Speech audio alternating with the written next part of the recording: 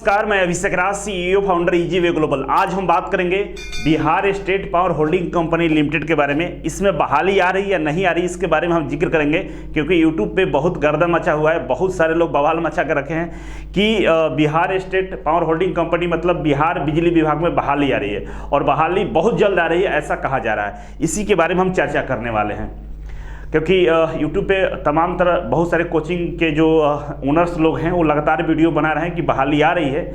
तो वैसे में हम आईटीआई के स्पेशल क्लासेस चलाते हैं, आईटीआई के कॉम्पिटिटिव जॉब की तैयारी कराते हैं। तो मुझे भी बहुत सारे बच्चों ने कमेंट करके, कॉल करके लगातार डेली कम से कम 20-30 लोग ऐसे हैं जो लगातार कॉल करते हैं। 10-20 कॉल आते रहते हैं और पूछा जाता है कि सर फलाना ने वीडियो बनाया है, उस कोचिंग वाले ने वीडियो बनाया है, क्या सर बहाली आ रही है या नहीं आ रही है। तो इस पर हम चर्चा कर लेते हैं, ठीक है। और इसके लिए करना क्या है आपको, इसके बारे में भी हम बताएंगे। इससे पहले ईजीवे कोचिंग के ऑनलाइन और ऑफलाइन दोनों तरह के बैच स्टार्ट हो गए हैं।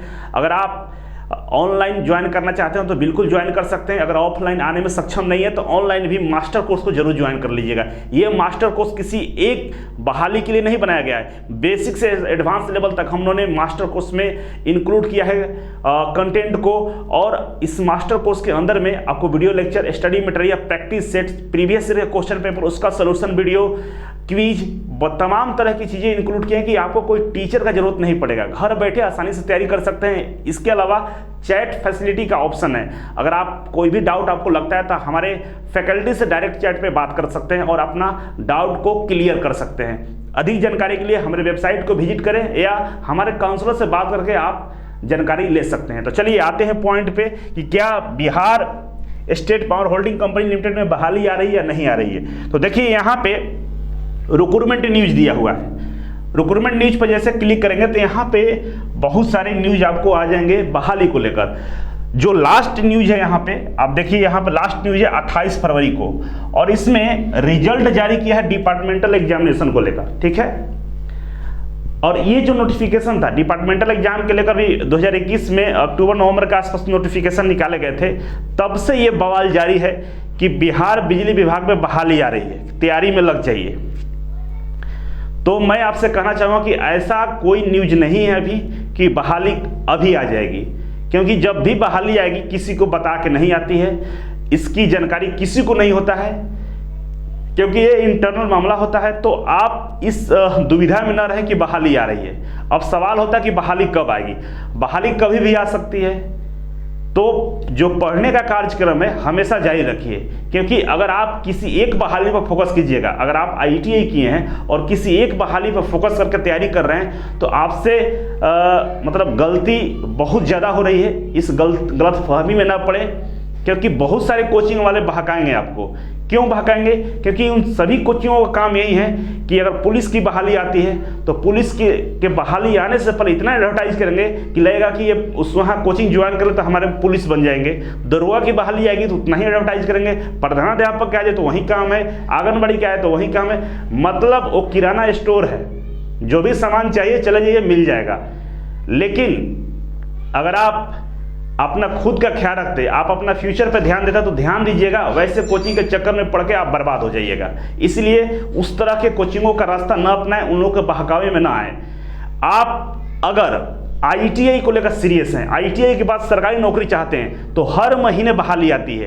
पिछले महीने की बात करें तो एनएमडीसी में बहाली आया, आईओसीएल में बहाली आया, उससे पहले न जाने कितने अनगिनत कंपनियों में बहाली आती रहती है। सब गवर्नमेंट ऑर्गेनाइजेशन है, सारे गवर्नमेंट जॉब की बहाली के बारे में हम इस चैनल पर बताते हैं। तो आप बताइए, जितने भी ये कोचिंग वाले जो आज एडवर्टाइज कर रहे हैं कि बिजली विभाग में बहाली आ रही है, ये सब आपको कुछ नहीं गुमराह करते हैं। क्योंकि इसरो, डीआरडीओ, मेट्रो, तमाम बहाली है, उसके लिए कोई नहीं बोलता है, क्योंकि वो लोग पढ़ाना नहीं जानते हैं, आईटीआई को नहीं जानते हैं, केवल और केवल आईटीआई के बच्चों को यूज करना जानते हैं। तो उन लोगों से बचिए।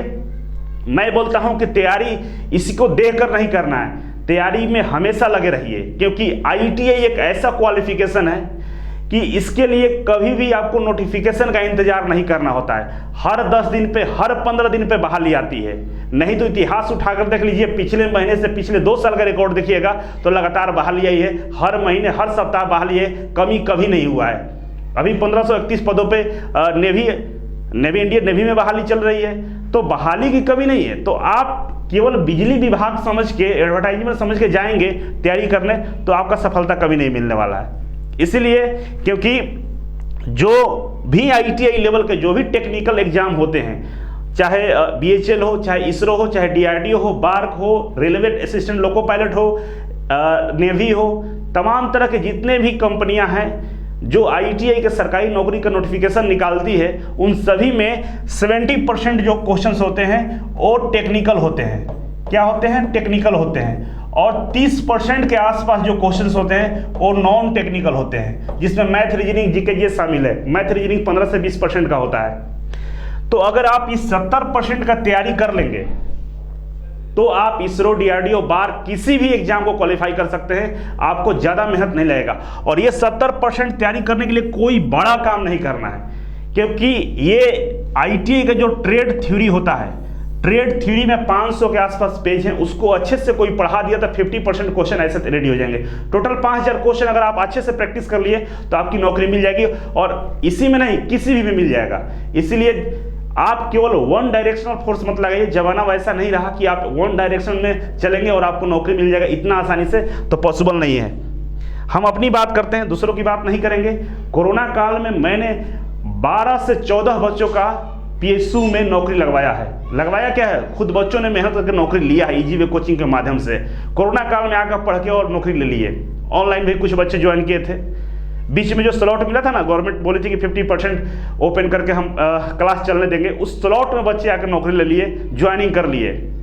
और नॉन टेक्निकल वाले आज ट्रेन की पटरी उखाड़ रहे हैं, ट्रेन को रोक रहे हैं, ट्रेन को जला रहे हैं, फिर भी उनकी रिजल्ट नहीं आ रही है। तो ये फर्क होता है टेक्निकल और नॉन टेक्निकल में। आप टेक्निकल के बाद, ITI के बाद गवर्नमेंट जॉब के लिए जब एग्जाम देने जाएंगे तो आपको ट्रेन में कोई नहीं मिलेगा। वहीं नॉन टेक्निकल, अगर NTPC हो, ग्रुप D के लिए एग्जाम देने जाइएगा, ट्रेन में जगह नहीं मिलता है। तो गुमराह होने की जरूरत नहीं है। आप समाधि करिए अपने आप को, आप फोकस कीजिए एक पॉइंट पे कि ITI के बाद सरकारी नौकरी लेना है और उसके तैयारी में लग जाइए। ध्यान नहीं देना कि ये आ रहा है, वो रहा है, सब आएगा, सब आता रहता है। इसका किसी को घर पे लेटर लिख के बताया नहीं जाता है कि ये बहाली आ रही है, तैयारी लगिए। लोग अपना बैच को लॉन्च करने के लिए, बैच नया नया खोल रहे हैं तो वो अपना बताते हैं। उनका है तो किराना स्टोर है, जो सब्जेक्ट चाहिए वो मिल जाएगा, टेंशन नहीं लेना है। तो आप डिसाइड कर लीजिए कि कहाँ जाना है। ब्रांड होता है, बात अलग है।